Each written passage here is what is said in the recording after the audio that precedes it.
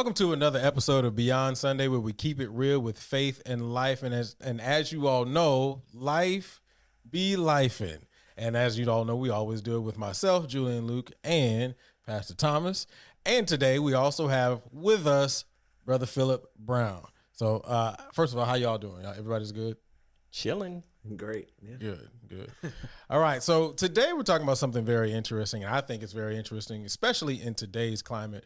We are talking about money, your finances, where the money reside, all those kind of things. And so, so we're going to get right into it. We're going to jump off into it. So I'm going to start off by telling a story.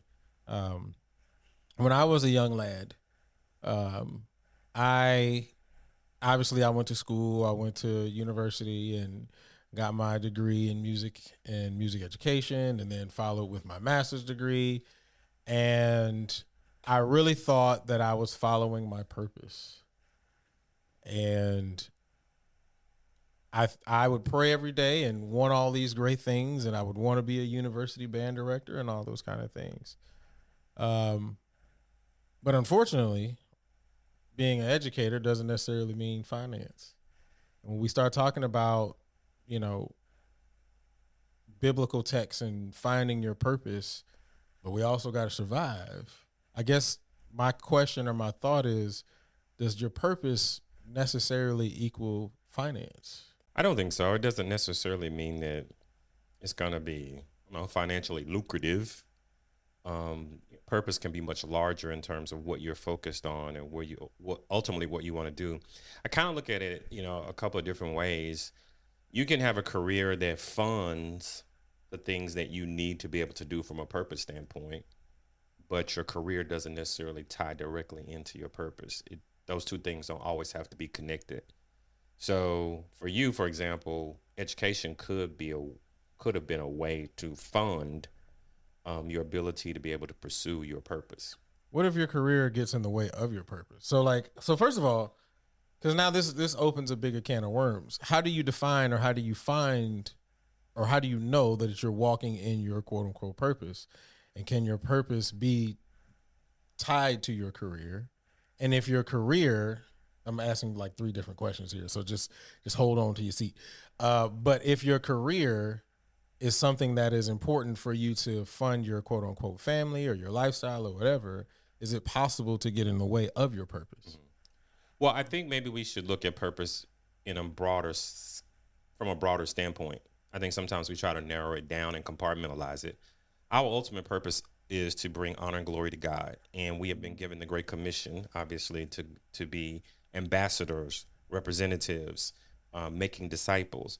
So in every facet of life, every opportunity we're given, we should be pursuing that particular purpose, right? Sometimes we try to compartmentalize it down to, my purpose is to do this particular thing in the kingdom. And for some people that is true, but that's not necessarily any different than the rest of us. We are all called to a position of bringing God glory and being ambassadors, representatives of his, while we make disciples. So the question is, how are we looking at it? When I get asked that question, a lot of times I think people are looking for something that's more compartmentalized, right? They want to be able to put it into a bucket and say, my particular purpose is this thing. Yeah. Well, your overarching purpose applies to every part of your life as a follower of Christ. Feel any thoughts on that, or are you just? No, I don't. I can't follow up after that. I mean, I agree with Pastor Thomas. I think a lot of times we try to say, oh, well, my purpose is to become a star athlete, or, whatever the case is. And, I was just telling someone that yesterday, sometimes you might have a particular goal to where you want to become whatever it is that you want to do in life. And maybe that's not necessarily within God's will. Maybe you actually grow to 5'8" and you can't become 6'5", but maybe you can become a coach and change and impact people in that way. So, I think it's different, but we do typically do that, try to relate every single thing to that. So I want to get on the career and the financial and bringing all these things, because this is a big amalgamation of a lot of things that I think that you're absolutely correct. Like we tend to compartmentalize it, like you said, and we try to make it this small thing when it's a lot broader, right? Here's my thing: shouldn't we be worried about our finances? Like is so like here's can you be rich and still be like walking in your purpose? 100%. I believe you can. I mean, if you're in the United States of America, you're already rich. Break that down. Well, I think I get what you're saying, but I want you to break that down. I mean, America is one of the wealthiest countries on the face of the planet, and okay. By average, economically, we do better than a vast majority of the populations on the planet. So we are already technically, if you look at it, rich. Now, in comparison to our fellow citizens, that may or may not be true, but we have more wealth and access to wealth than most people do. And so should we steward it well? Yes, 100%. I think we should steward our finances very well, because we never want to become debts to a job or indebted to debt itself. Like, we want to be free to be able to pursue whatever purpose, avenue, opportunity that God gives us without a lot of additional restraint. Okay. So we're living in an interesting time right now where people's finances are a little different. Yes, very much so. And I guess you're learning now. I watch a lot of TikTok. So on TikTok and the Instagrams and all that kind of stuff, there are a lot of people who are doing a lot of crying in cars. And I'm not saying that to be funny or joking. I'm just saying. No, seriously, yeah. About their finances and so on and so forth. And a lot of times you'll see them, asking God why, and then or saying, God, why does this person, basically in comparison, why does this person have when I don't have? And some people, and I've heard this question before, does God want us to be rich? Does God want us to have money? I like the way you frame that question, because it set something up for me that I think is interesting. God is able to achieve whatever his will is. So if God wanted all of his followers to be financially wealthy, there would be nothing in heaven or all of the cosmos that would stop if that was God's plan. But I think we have to also be reminded that our greatest, the greatest gift we have and that we could ever receive that makes us wealthier beyond any measure is our relationship with him, right? So he is our source ultimately, and he blesses or grants us the opportunity to have resources. And there are times when our resources are insufficient, not because he's insufficient, but because circumstances, situations, challenges, trials, tribulations, economies, all those things make it possible. But one of the things that we see consistently throughout history is that God is always faithful as a source, even in those times when resources are limited or slim. It never stops him from being that. It doesn't mean that we'll be comfortable. So those people that are sitting in their car crying, I mean, it's a very hard time. It's very difficult. There's a lot of uncertainty. They don't know how bad things are gonna get from where they're sitting in that moment. And that's very painful. I never want to make light of that, because there's nothing funny about it. Correct. The reality, though, is that in a relationship with Christ, we still have to have our dependence on him. I've made this statement before, and it's meant to be funny, but it's true. Like, I believe that God won't allow or permit or cause a lot of his followers to be wealthy. Because if some of us became wealthy, like we wouldn't be good followers. We just wouldn't. We just would not be good followers. So we need to remain in a position of dependence on him, financially, to be reminded. But also, Jesus warns us. I mean, he tells us that we can't serve two masters. Right? He tells us that. And so we have to be mindful that ultimately we're serving him, and that he provides what it is that we ultimately need. Yeah, and when you start getting into those conversations and things like that, like, I do see this a lot. Like, why? And I guess it's the idea of putting God in the genie perspective, right? Like, why do you want me to go through this? Why am I going through this, right? And so people do, and I believe, look at God as like the genie, right? Right. Like, you want me to be broke. Why do you want me to be broke? But I think that what you said definitely kind of resonates to that, right? Because sometimes most people do cry out to him when you are, destitute, Sure. versus when you got it. Some people be like, hey man, I got it through the mud, and they take God out of that. So switching gears here, let's say you're making, X amount a year. Let's say you're making 500,000, 600,000, whatever a year. And I do see these conversations again on TikTok and Instagram. Five or People six just putting hundred all thousand their dollars a business out year. on social media. Yeah, people do put their. They do. That is They do. insane. Yeah, they But $500,000 or absolutely. $600,000 a year puts you in the 1%. Well, yeah, I'm not saying that part. That's not what I'm talking about. Oh, okay. That part was not what I'm talking about. What I'm talking about is people who are like making pretty wealthy, and they're like, God told me to make this decision and make this leap of faith, and so I went from making 6 figures a year to 50,000, but I'm walking in my purpose, right? I guess, is that a thing? Like, is that real? Will God tell you to like leave this job or this way of life that you're making good money, and it's not anything illegal, Right. and say, all right, you need to be walking in your purpose now?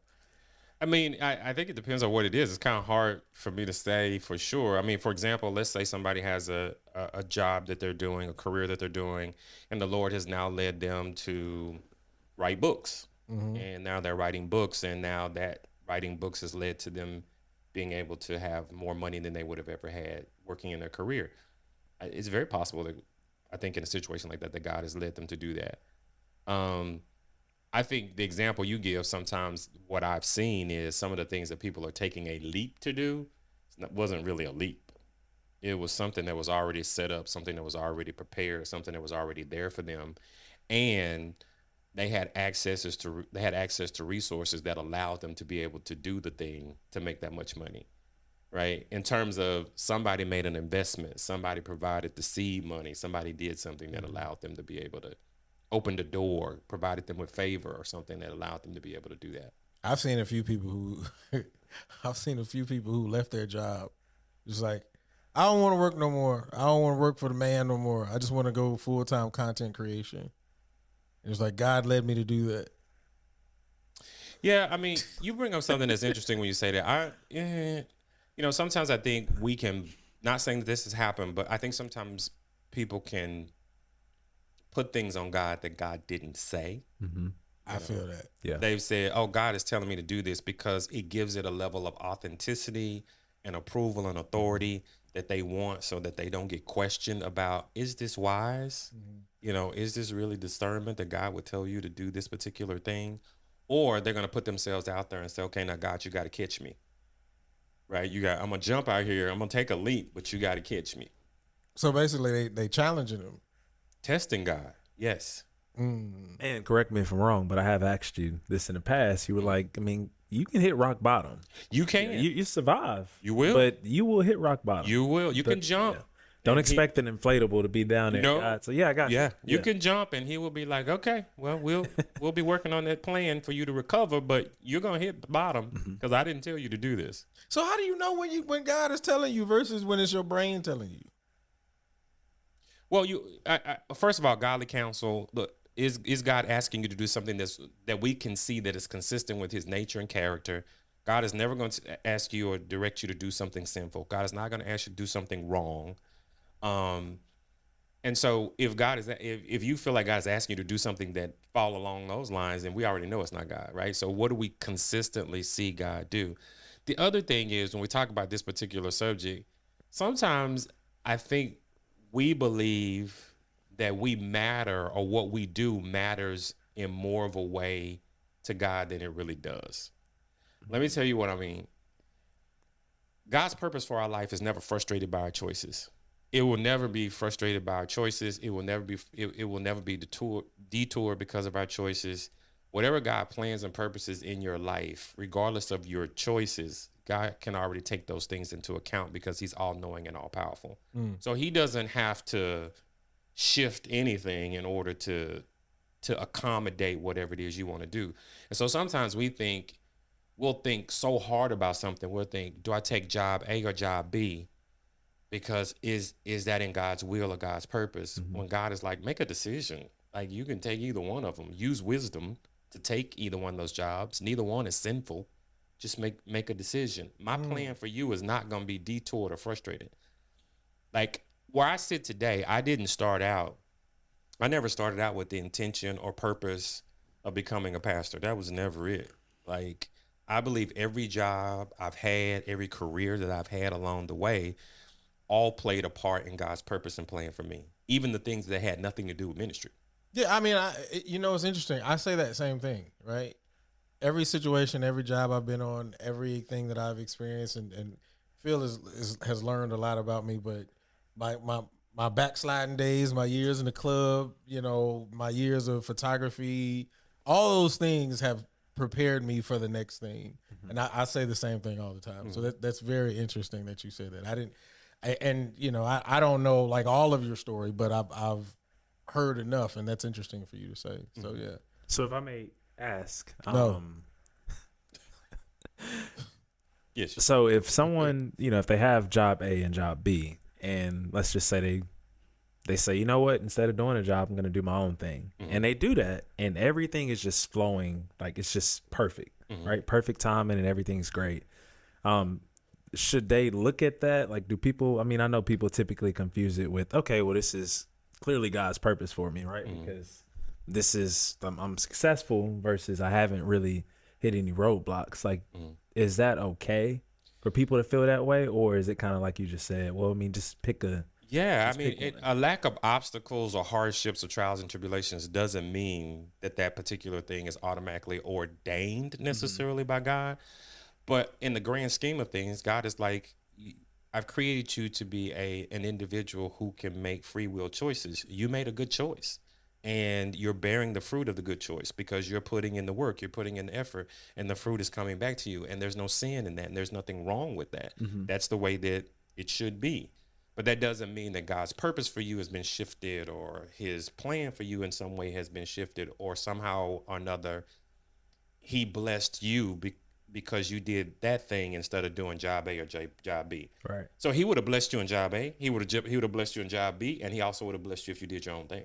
Like, it doesn't like God is like, nah, I'm gonna withhold all my blessings because you took job B. No, that's inconsistent with God's character. Okay. It's just so much going in my brain right now of everything that you just said, right? Like, I guess because it'd be like all these sayings, like when one door opens, another one, like, you can always go through a window. And I'm like, well, based on what you're saying, either way, right? Either way, either choice you made. If I jump off this cliff, I don't think he's talking about jumping off a cliff, but think about it for a second. Scripture teaches us that there is liberty and freedom in our relationship with Christ. Right. And there are boundaries to that, right? Of course. I think we try to move the boundaries and narrow them far more than they are intended to be. We do have freedom and liberty to be able to choose what we do. Here's an example. Paul, the Apostle Paul, was a tent maker. Mm-hmm. Could he have been a carpenter? Could he have been some other profession? Could he have been a shepherd? Could he have done other things? Yeah, he probably could have done other things. Was God's plan and purpose for his life still fulfilled, even though in order to take care of himself, he was a tent maker sometimes? Yeah, it didn't stop any of that.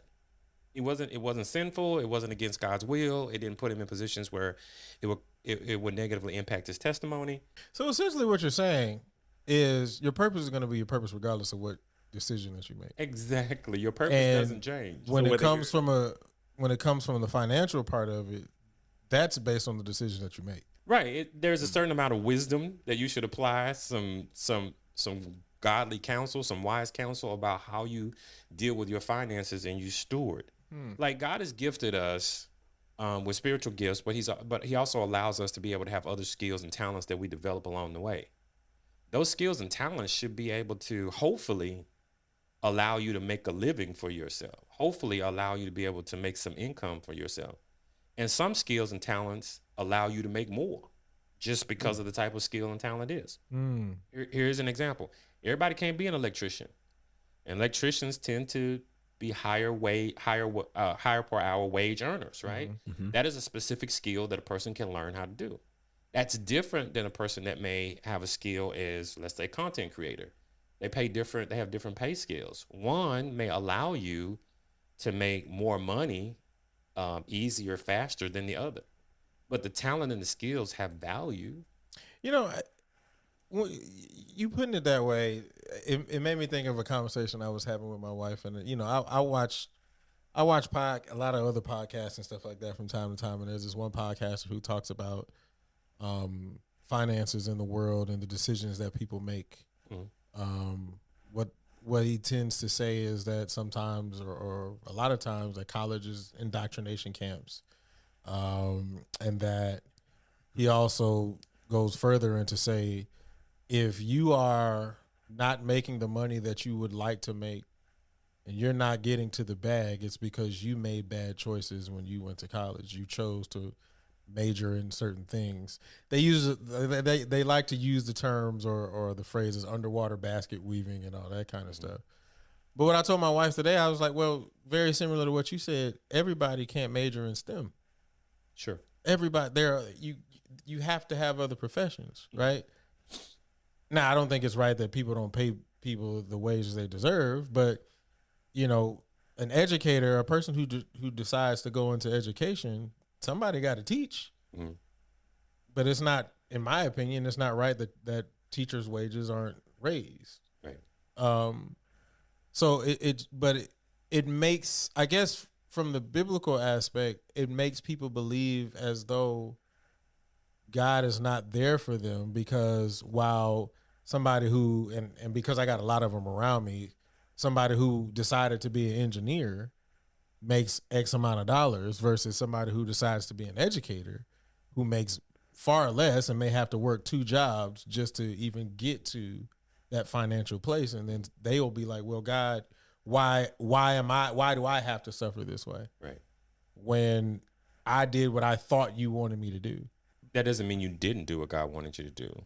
Right. Okay. So we operate inside of a culture that has an economy, and that economy values certain things differently. Mm-hmm. So using your example of the engineer, it values that particular job at a higher compensation rate than it values a teacher. Should it be that way? Probably not. We live in a fallen world with a broken system, clearly. Facts. Right? There are certain things that our culture values at a higher rate that probably don't make a lot of sense, right? For example, professional sports, at the end of the day, is competition, but it's really entertainment. Yeah. And for all of the hard work and all the effort and everything that's required for those men and women to be able to do what they do, all respect to them for that. It is one of the highest compensating positions a person could hold, or actors or actresses, the things they're able to do. Because we value those things in society. We'll pay money for those things, but we should value education, should value teachers, but we don't pay them. So I understand what the podcaster is saying. I don't necessarily completely agree with that. I do think from a wisdom standpoint, as followers of Christ, we do need to be wise and say, okay, what skills and talents do I have? What skills and talents can I acquire? And what does this culture in which I live, what do they pay for that, and what do they value? Right. So using the example of underwater basket weaving, if our culture doesn't value that, I probably shouldn't go pursue that. Now, if God tells me to do that, that's different, but I don't think that's happening that way. And you're free to make a choice. Yes, right? You're free to make a choice. You can choose. Like even kind of in the accounting industry, like in public accounting, they are kind of severely underpaid compared to someone that may do accounting for like an industry company. Well, I know some people that work in public accounting that are underpaid, but then they have their own business off to the side and they make probably double what they make during tax season just from making that choice. Now, yeah, it requires them to work a little harder, but it's kind of the same thing. Like that teacher that's maybe not making as much, well, they have the summer off. Maybe they can do something different, or maybe they can do something on the side, create content to educate the youth, or whatever the case is. So I think the opportunities are there. So I don't agree with the podcaster entirely, but I do think that you can be successful. No, I'm not saying that you can. I'm just saying, I think, well, from the original example, I think that people will be like, why do I have to work extra hard? I'm doing my normal job. Now I have to take a second job to equal what that person's one job is, based on the decision that I made that I believe that God was steering me in. That's all. That's what I was saying The from that. system is broken. No. I agree. But I agree exactly with what you're saying. You know, I don't know. I guess for me, I find that interesting. And this is going in a different route that I want to go, but it's cool. But no, I just find it interesting based on, I guess when I came up, like the information, in my opinion, wasn't always there. It was just no, seriously. It was the what was it called? I can't think of the name of it. What's the name of it?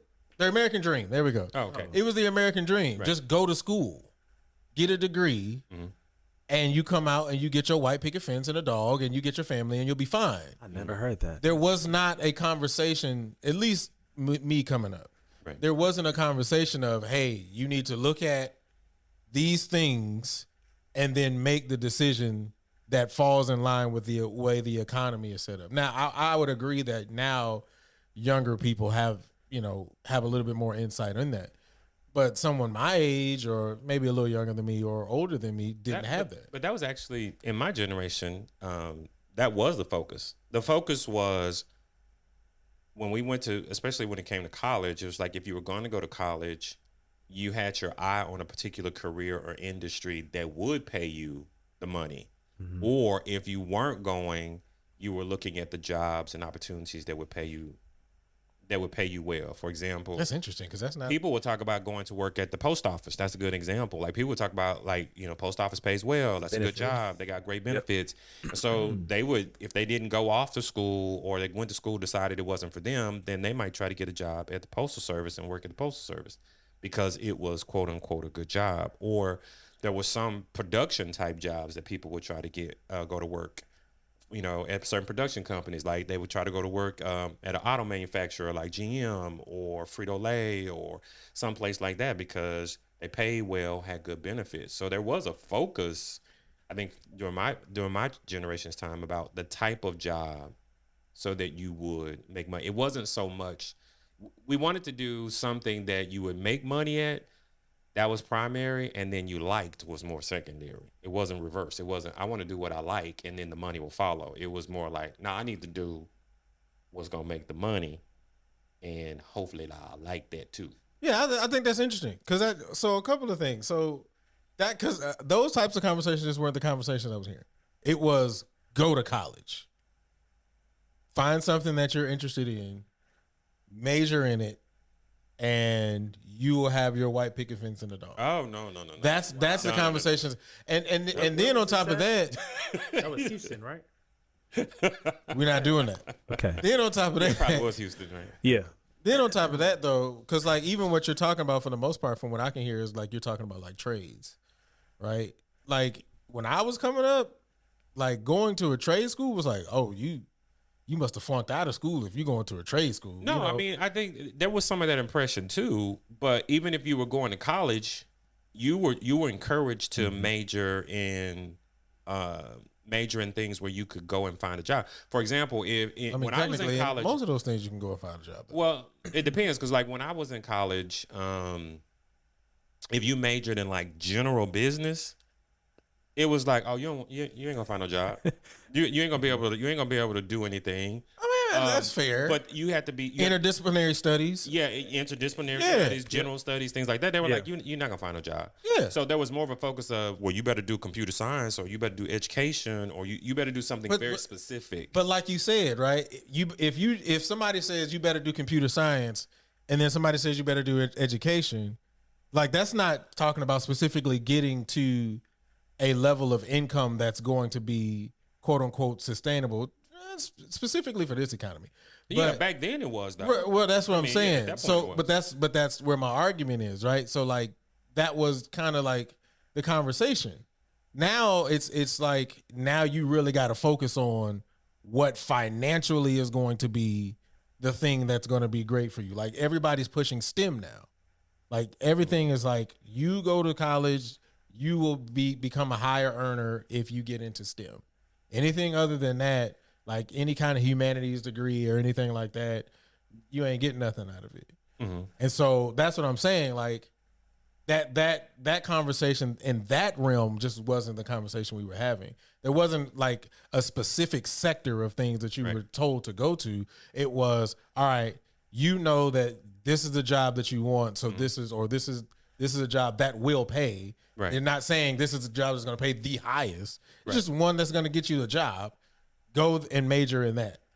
Well, and I think the conversation that we have around money is important. You know, starting when children are young and when we grow up, we need to have honest conversations about what it takes in order to have a sustainable living income, something that you can grow in and something you can live with. And sometimes explaining that life may not always afford you to pursue a career or pursue something that you love or like, right? Sometimes a job has to be a way to fund the thing that you like. Right. Right. So I go to work and I do this particular thing, but there may be something that I love to do outside of that. And my job funds that. For example, if I love to travel, might not have a job that affords me an opportunity to travel very much in the job itself, but I may have a job that allows me to be able to fund travel outside of work. So I think it's about having those real honest conversations, but also having conversations about, okay, if you want to pursue a particular avenue, then you need to look at what are my opportunities for making a sustainable living wage in this particular field of study or in this particular skill set that I have. Yeah. You know, and encouraging young people to develop multiple types of skills, not just one skill. Like have different skills. Like those different skills can turn into great opportunities. Some of those things can be connected. Some of those may not. Yeah, I agree. I think you know, when it comes to young folks now, I think the conversation is kind of slightly shifted than the way it was when I was younger. So I can definitely agree with that. Those conversations definitely matter. It's really different. I mean, it's, you know, whenever I was growing up, my high school teachers we would have those discussions and they would say, oh, go to, I think it's bls.gov, kind of look at the career that you want. And then from there, you can look at the salary ranges, kind of where it's different, you know, if Yeah, we didn't have in a that. different state or whatever the case is. So, I mean, it's, you know, I agree with Pastor Thomas. Like that was always the talk. Right. Except in Louisiana, it was more plant life. Like, okay, well, if I'm not going to college, I'm going to go work in a plant. Well, and I think that also depends on your location too, right? Because like in Detroit, like most people who didn't go to college went to go work at the Ford factory. Yeah. And I know in Virginia, I think it's a steel mill. I can't remember, but like that was just kind of the thing. Like just kind of depending on your location will be the conversation of, well, if you're not going to go to college, you can go and that'll be a factory or a plant or something that you can go work at. That'll afford you the opportunity to be able to make as much money as you want to make and have good benefits and so on and so forth. But yeah, those conversations, like I said, that wasn't kind of the conversations that, you know, I guess during my time in my area, I guess you maybe it skipped. You know, my mom always told me to get an education. She never told me to go to school for accounting. Right. I was very observant as a kid, so I met a few people that, you know, were accountants by day, and I mean that's what they did, and they were fairly successful. So I saw that and was like, oh, that's really neat, and that's kind of just what led me outside of just what you learn within a degree, but. That's fair. why I picked it. So nobody ever told me about the American dream, though. The dog and the white picket fence. And, we never talked about it. It was just always go to school and get an education. Yeah, and I think it's also important to think about. I think what you maybe hear me saying is about the importance of like personal responsibility when it comes to making these decisions, because you are empowered to make decisions about gaining skills and talents and using those things in order to make a living for yourself, but also how you use your resources. Like that's your personal responsibility as well. And so, you know, I love to hear people say, you know, especially about people when they reach a certain age and they retire and stuff, and that person will say, I'm living on a fixed income. And I'm like, we all living on a fixed income, right? You know, like we're all living on a fixed income. There's only so much money coming in. And so we have to be responsible with that, and we have to make wise decisions with that. And sometimes we have to make changes and do things differently, right? In certain seasons and points in our lives. So, you know, I think that's another part of it. It's like taking the empowerment, especially in the culture and the environment in which we live, to be able to, how can I gain these skills? How can I gain the ability to be able to do this? Notwithstanding not having it in the environment. So I want to be honest and say that there are probably some parts, even in our country, where people don't have access, easy access to be able to gain skills. Yeah. And it puts them at a disadvantage. Yeah, no, I agree with that. Do you think people trust God with their salvation more than they trust God with their finances? I think I can see where that will come up, because we sometimes can treat salvation like fire insurance, right? Like I just don't want to go and not be with God. I don't want to go to hell, for example. And so I will put my salvation in him. But when it comes to my money, God gonna have to show me a few things when it comes to my money. Like we can be, we can be very self-centered, self-focused when it comes to money. And I think when you look at scripture, the scripture has a lot to say about money. And there's a reason for that, because our ability to begin to idolize money is really easy to slip into if we're not careful. Mm-hmm. Like we can develop a love for money, and that can get in the way of our relationship with God and others. Do you feel like most people love money and don't realize that they love money? I mean, I think I think sometimes people can have a strong affection for money and don't realize that they have a strong affection for money. I think as I'm getting older, I think sometimes I see that people have a strong affection for comfort. Mm-hmm. So it's not necessarily directly the money, but it's what money allows them to be able to do, in the sense that it allows them to remain comfortable and have convenience, or to have access to the things that they want to have access to, more than it's the money itself. So that comfort is financial stability, pretty much. Like, can you idolize like financial stability or being comfortable? Yeah, I mean, I think you can idolize the results of financial stability. It's one thing to be financially stable, and so I thank God for this financial stability, to be able to meet my needs, maybe even exceed my needs. It's something different when you're saying, I need this financial stability in order for me to remain comfortable, because my comfort is what's most important. So, in this comfort, there's a difference between comfort and peace, right? I just want to make sure. Yeah. Yeah. Okay. I mean, because peace, the assumption is that peace is the absence of chaos, and that's not true. Correct. Because a person could have financial instability and still be at peace. Correct. It's a lot harder, I think, to be financially unstable and have comfort. You most likely are not comfortable. So we start talking about comfort and finances. If I made, in this economy, if I made $30,000, is there a way to have comfortability in that? It could be possible depending on your individual circumstances. Now, I got 6 kids. Okay, see now, yeah. Now you start putting in certain parameters that make it very difficult. We got to hit everybody, man. We got to, But it's still possible, though. It depends. It depends. I guess it in part depends on what you define as comfort. It also depends on what other support you may have. You may make $30,000, but maybe have some other support. So it just depends on your circumstance, your situation. Okay. I think from the American lifestyle, what you see around you, the idea of comfort really is being able to do most of what you want to do whenever you want to do it, without, much difficulty, not much inconvenience, not really any barriers to being able to do it. And for whatever that is for you. So when you just said that, it just made me think, right? Like, so suffering is part of following Christ, right? Correct. So if suffering is part of following Christ and I'm having these financial woes, could I correlate that suffering with that financial woes, and seeing as I don't have that comfort that I want, that's part of the suffering? Well, we're never promised that we would be comfortable.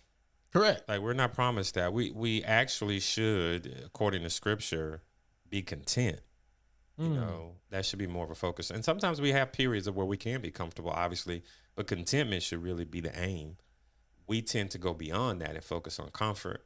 And some suffering is deserved.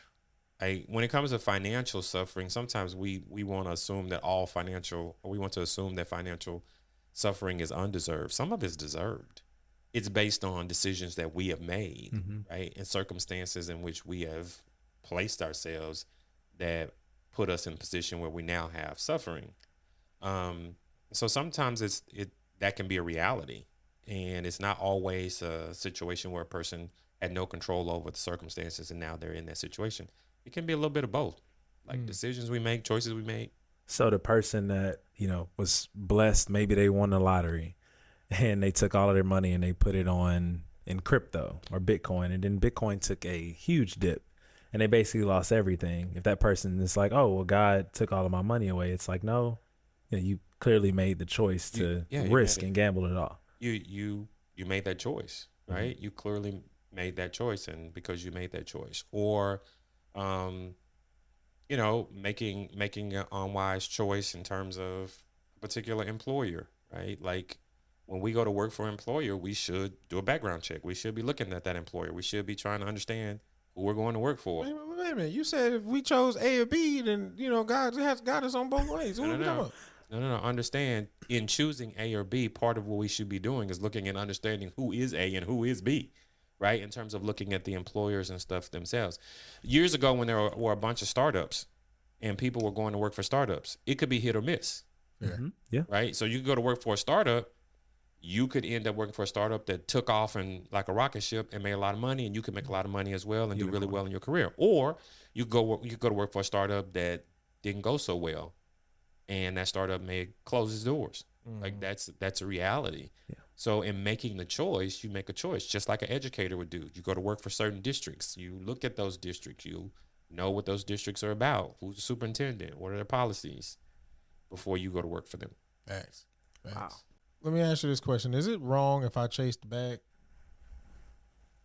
Is it wrong if you chase the bag? With 6 kids off of $30,000. How about $30,000? I mean, obviously you ain't caught the bag yet if the only thing you got is $30,000. Yeah, if I follow along with what you're saying, I don't like that particular phrasing, so let me reframe it the way that I'm taking it. If you say chase the bag, then in my mind, I'm thinking that your sole motive and mission is to catch the bag, to get the bag, to make the money. I can see where that's problematic. Okay, how so? Well, I can see how that's problematic in the sense that if I'm chasing, the only thing I'm supposed to be chasing as a follower of Christ is him. The only thing I'm supposed to be seeking after is him. Right? So if I'm putting all of my energy, if I'm putting my motives, my motivation behind getting the bag, then where does he fit into any of that? That's a very interesting question for you to ask back. I saw a clip this morning on YouTube where it was a guy who was talking about he worked a job. He worked a full-time job, and then he also did Amazon on the side to be able to make ends meet, so that way he can give his wife and his kids the soft life so that his wife can stay home and work.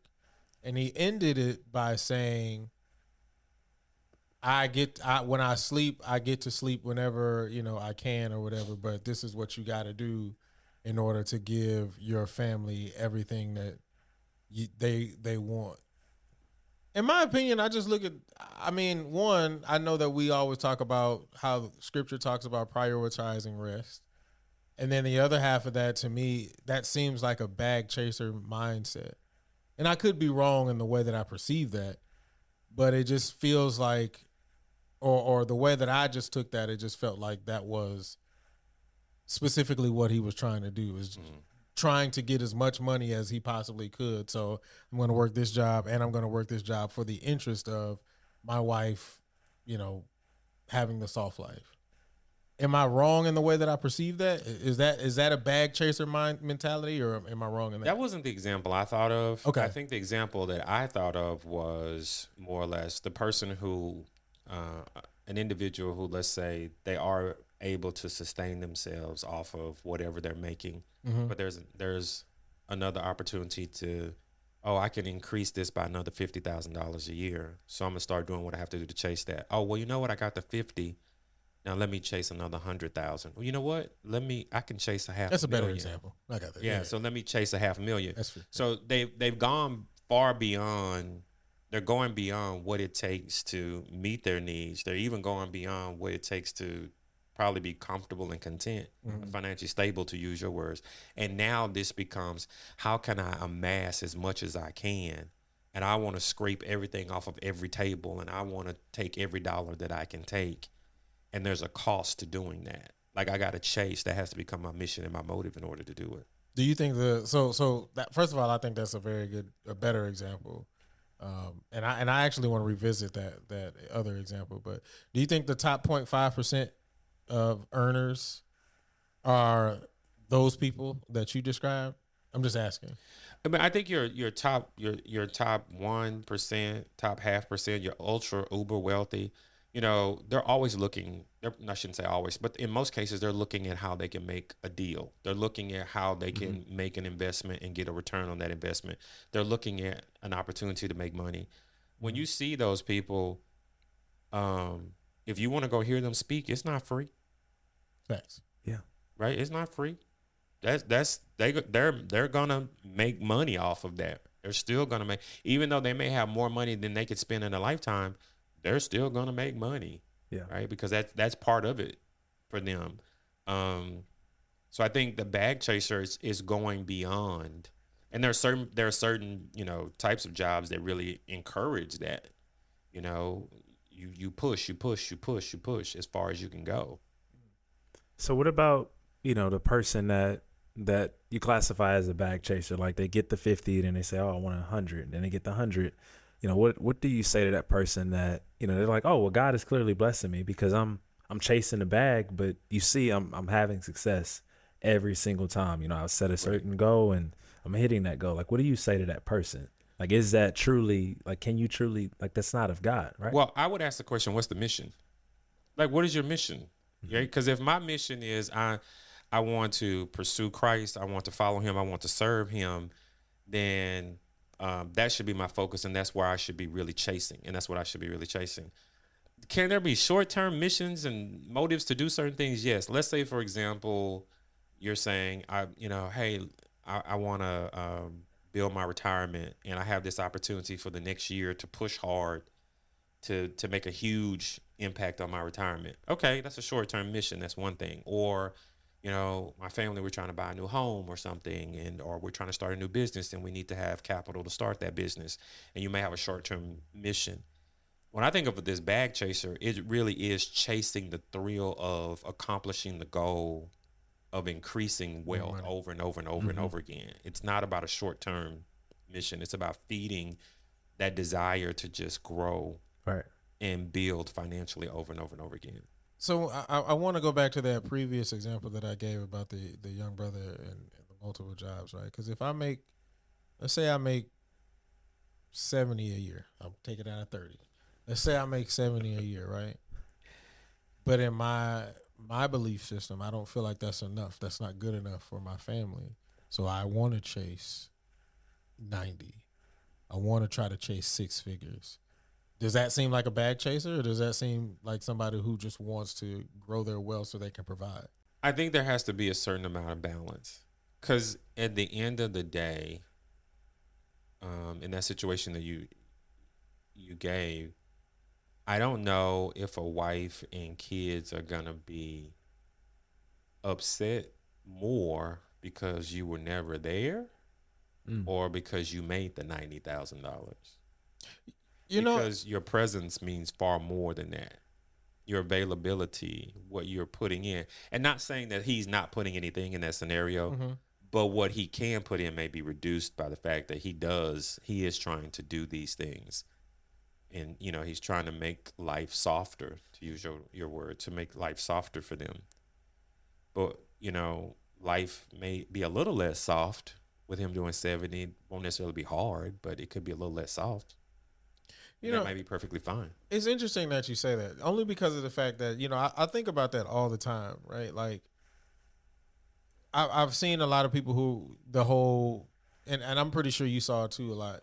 You know, I rest when I'm dead. Yeah.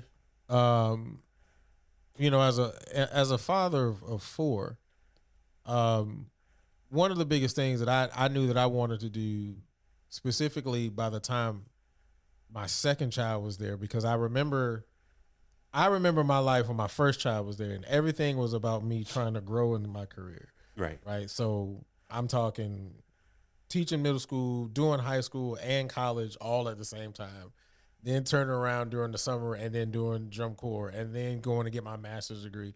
And the one thing that kept resonating in my brain was that, dang, I'm never home. Like I'm tired. Right. Um, and it wasn't a light bulb didn't switch until one day, you know, I got in the car with my wife and my then two kids, and my son did something, and my wife was like, well, he been doing that. This is the first time you seen this. Well, I was like, oh shoot, I done missed this much. Which made me want to prioritize being there more for my family. Right. But I say all that to say, you know, I find it very interesting that people will want to chase money or try to grow their money, so on and so forth, and they'll take their time away from their family. But then their mindset is they'll appreciate me on the back end of it when they see the life that I provided for them. Right. Like, why is that a healthy way to look at things? I don't think so. I mean, I think you tell the story of your wife and your two kids at that time. I don't think so, because even in ministry, you can do the same thing. You know, when the church first started, I was working in corporate America and starting the church, and I was really busy. I was busier than I normally was before, and at one point I started the church. I was going to school and I was working in corporate America, and I never will forget. My son wrote me a note and put it on my desk at church. It was after church one Sunday, and he wrote a note, and I read the note, and the note said, "Dad, I know you're really busy, but I just want to play with you. I just want to spend some time and play with you," or whatever. And in that moment, like, something in me changed, because I was like, oh wow, like I'm way too busy. And so I got my stuff and I went home, and that Sunday evening, like, I played with him, and I made sure to, you know, make that a part of what we were doing, was to try to work to balance that time. You know, was he happy with what I was doing? I'm sure he was fine with it. But what mattered to him most was not a sermon I was doing, or how much I was working in corporate America, or how much money I was making. It was really just like, hey, can we play Hot Wheels? Can we, you know, play this game together? Can we do these things together? And that was most important. And so from that point on, I tried to make sure that I always kept that in balance. That the first ministry for me was my family, and making sure that things were good with my family, taking care of my family. Not to the exclusion of not working, but just not so that it was the only thing I was focused on. So what would you say to, and I was about to bring the whole relationship thing in here, because, you know, I've sent you a lot of videos now. It's just it's insane.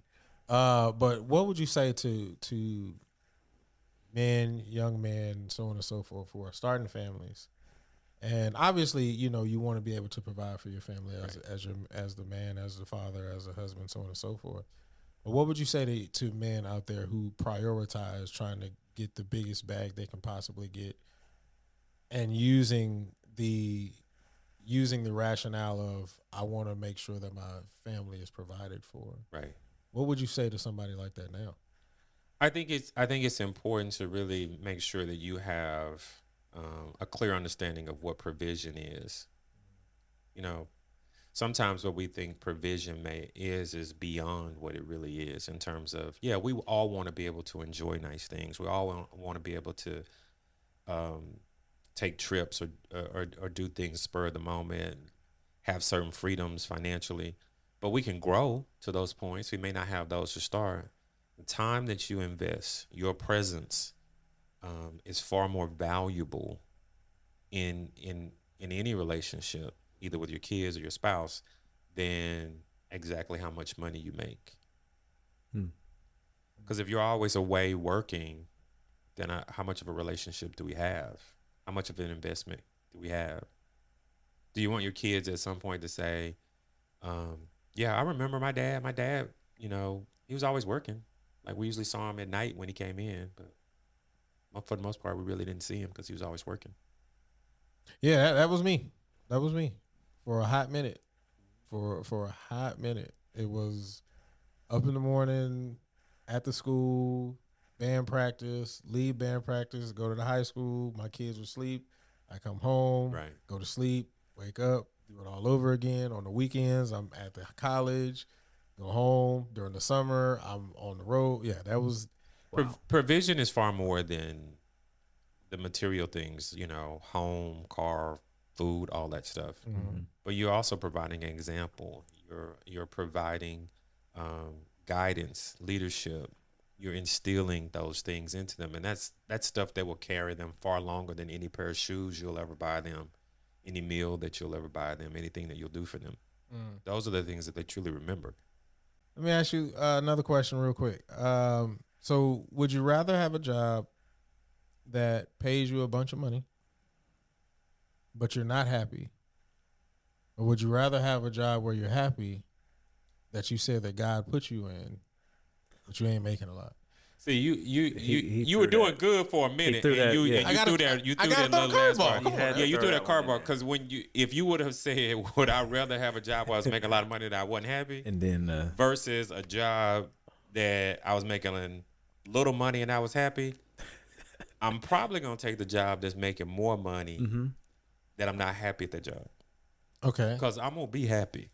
I just may not be happy when I'm there, But what if I'm God gonna be happy. What if God wanted you in that other space? See, but when you put God in it, then automatically I got to go with what God wants me to do. Well, there we go. So then you So- answer the question. So I would be on the job where I'm happy, but God wants me to be there. I want to be wherever God wants me to be because that's what's going to make me happiest. However, if you wouldn't have put that in there, That's what I say. I got to throw. I got to if you throw the would have put curveball. that in there, oh yeah. So So it's kind of hard to ask y'all these questions because both of y'all are married. But I agree with him, but I also will say if I'm making, you know, and we've talked about this off to the side, but if you have a job where you're making $500,000 a year and they require you to work 15-hour work days, I mean, if you did that job for 1 year, that can change everything. You can sacrifice some time and, you know, I mean, it's 1 year, but you can do a lot with that. If it's a short term thing, yeah. You might, but you as might long do as something that like goal is good, you know, that's where it's, you know. So even in the short term, if God told you don't take it, you gonna take it. You gonna that's tell God different. no. That's literally disobedience and sin. No, It's different. Okay, I'm just saying. That's a curveball. That's like a. I gotta ask. I mean, hey, listen. Some people will be like, "Hey, listen. I mean, I love God, but listen. Let me I'm tell gonna you just, something. I'm gonna let Him catch me when I fall." But I am never in the camp of inviting God's chastisement into my life. I am never in that camp.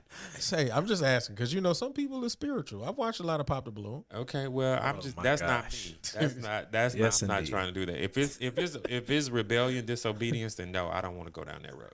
Okay, all right. So, but if God was not a variable, you take it. If it's more Unhappy. money, oh yeah, Unhappy and money. oh yeah. If it helps lead to the goal, yes. Because happiness, see, you leave me a lot of room.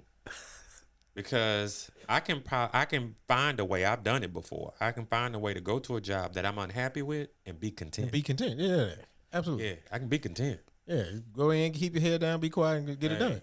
and grind. I've been there. Yeah. I have been there. You both But have told me. that happiness is something completely different. Yeah, absolutely. All right, so that's why I said I wanted to put that other variable in. Both of y'all are married, so because I was about to say, because what if you take option A where you're unhappy, but then you got a woman who's like, I need you to pay for my hair, my nails, all that kind of stuff. So there you go with that. I can't say what I want to say, but yeah. Regarding that, yeah, no, we, you know, Why can't you say what you want to say? because we're just not even gonna talk about that. I'm gonna get canceled. But you know, what like you said with TikTok, or he was watching a video where what was it? I watch a lot of videos, so But the lady was like, if you are on vacation and you're checking your phone to see how much money you have for something, and she was like, if you're doing that, like you're broke, and I don't even want to be with you. Remember that? I don't remember that at all. You watch a lot of videos. I watch a lot of videos. Well, it's like, again, society has created this. It's just this image that men have to be the providers for everything, including the hair, the nails, and all that stuff. And it's just, I'm just like, if your wife or whatever, if she's working and you plan correctly, you budget correctly, like why can't you just throw that number in there and budget that? Like why do I have to be the, so it's just different. Like I don't know. I still just can't say what I want to say. I mean, I think I see what he's saying. I mean, there seems to be this interesting dynamic where we hear more about, okay, if I'm going to be in a relationship with this person needs to financially be able to provide these Provide things. them. Yeah. But you usually don't hear the balance to that. It's more of, it's not, I'm bringing these things into the relationship You can't say that. that would be helpful, and can't I'm say that. expecting this person to bring these things into the relationship. I'm sorry. I mean, I know this is not a relationship episode, but you can't talk about women nowadays and what they bring, because you ask them what they bring and they gonna say, I am. What do you bring to the table? I am the table. Oh, you're about to go down that route. I'm just saying, it's the truth. Well, but I mean, okay, well, that's fine, but that means you are also a compilation of all of your mistakes, your brokenness, the things that haven't been healed, the things that are well with you. The assumption that you are whole in and of yourself and perfected or perfecting, I'm not sure which way they would see it, is not going to be true. I mean, I think that your baggage, your hardships, your insecurities, all those things come to the table with you, and you're asking that person to accept that. Okay. But if it's I'm coming to the table as I am, you need to come to the table, but you need to bring all of these things. And I'm bringing 100% of myself. You need to bring 100% of yourself. Then what, I mean, shouldn't there be something mutual there for both people? I mean, there should. You see, beyond finances. I mean, I see what you're saying now. yeah, I mean, you're speaking from a very logical perspective. I don't know if that is. I watch a lot of Pop the Balloon. You know this, but it was an episode where a guy was like, "Hey, if I'm gonna be in a relationship with you, so on and so forth, like what is it that you are going to bring to this relationship that adds value?" And he asked it in that kind of way. Immediately popped. And then then when they went by and asked, well, why did you pop? One of them was like, yeah, I don't like when men ask me, what do I bring to the table? Okay. That's why she don't pop the balloon. That's fine. That's a good You don't have to like it. I mean, that's fine. I mean, that's a prerogative. I don't think it's an unfair question. I don't think so either. I don't think it's an unfair question. Wow. Okay. When my daughter's born, she's not watching this stuff. I don't, I mean, obviously. Why would you? I mean, it's just the things that you all are saying. I mean, people telling all their business, saying, "Yeah, I'm broke. I'm making $30K. I got 6 kids, Pookie and Lil." It's just it's ridiculous. I mean, I'm just saying. Ray. Where they come from? You said the Ray. You said Pookie. I'm just saying. It's like people put all of their business online. It's like if we're going back to the chase the bag, that's why you broke. Yeah. You can spend all that time trying to find a job or do something, but instead you're, and again, I'm not. We can't talk about the people that are crying in the car on TikTok, but it's like at what point some of it's performative? Should you? Yeah, like what do you want? You want somebody to Cash App you or Zelle you or like, oh, I want a hand. Yeah. I mean, it's like, well, I mean, look at what you're doing. Look at the time that you're spending. And, I've never understood the why. I've never understood why that's an expectation. I don't think it's problematic in my opinion if a guy's like, hey, this is my viewpoint that I want to be able to provide these things for my spouse. I want to be able to do these things. I want to be in a position where this is important.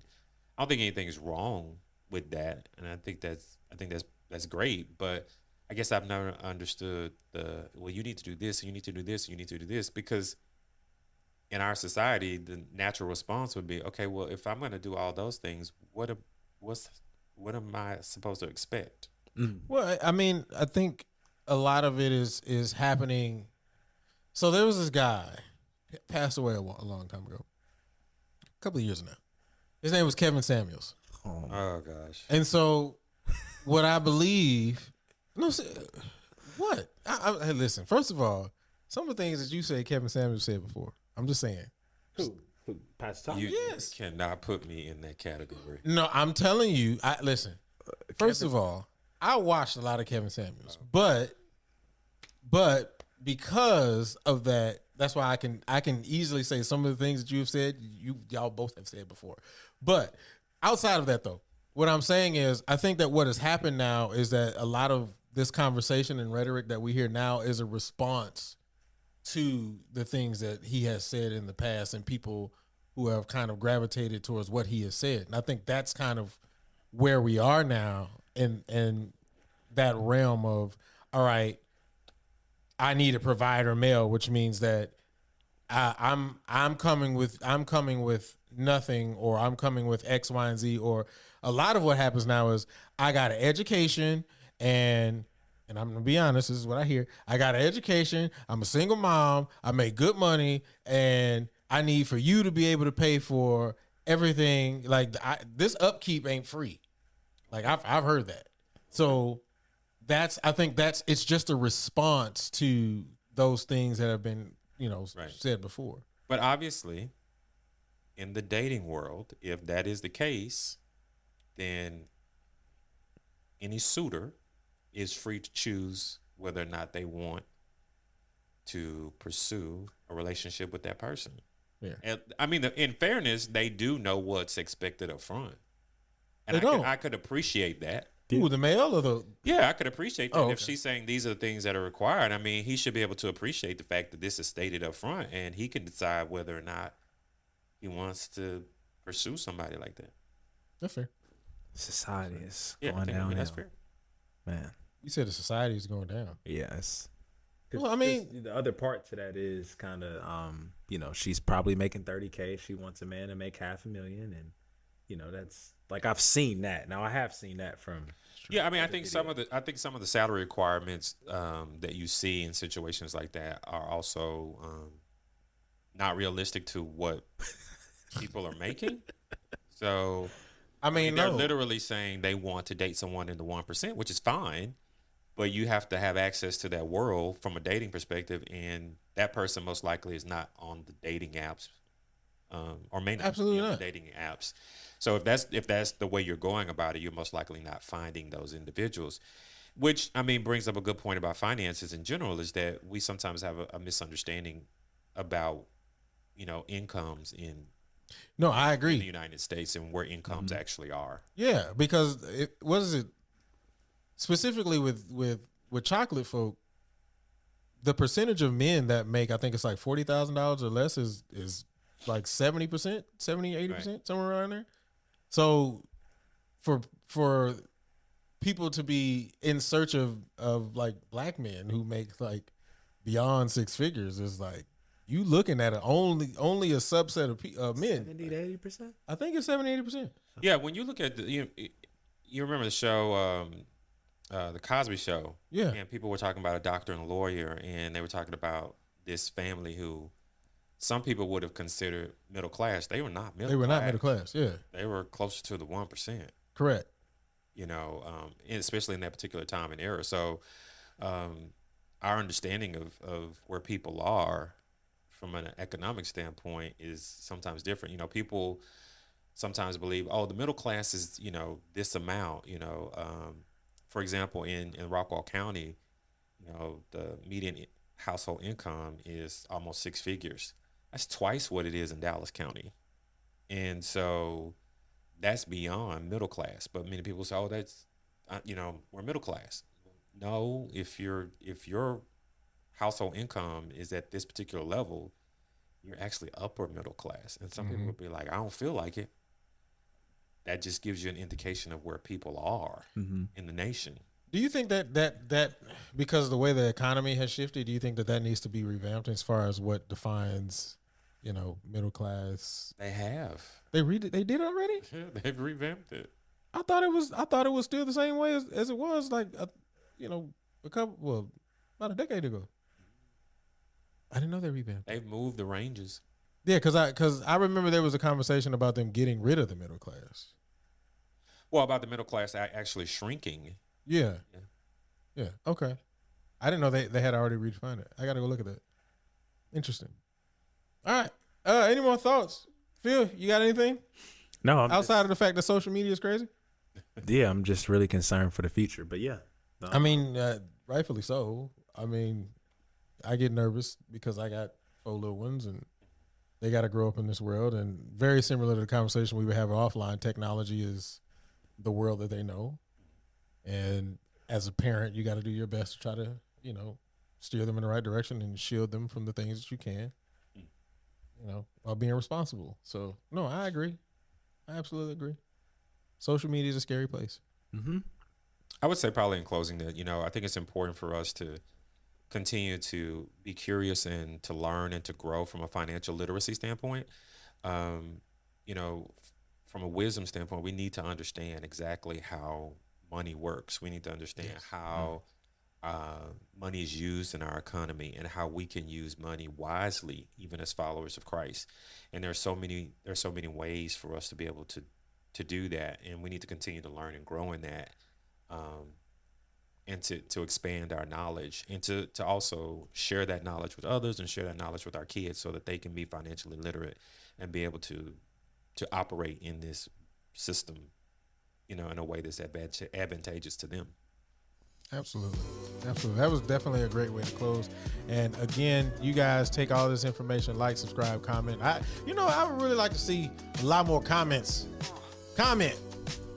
I ain't gonna yell at you, but yeah. Comment, like, subscribe, share this information out, man. We definitely appreciate it. This has been super great. Remember, this is not just a Sunday talk. This is an everyday walk. We love y'all. We appreciate y'all. We'll see you all next time.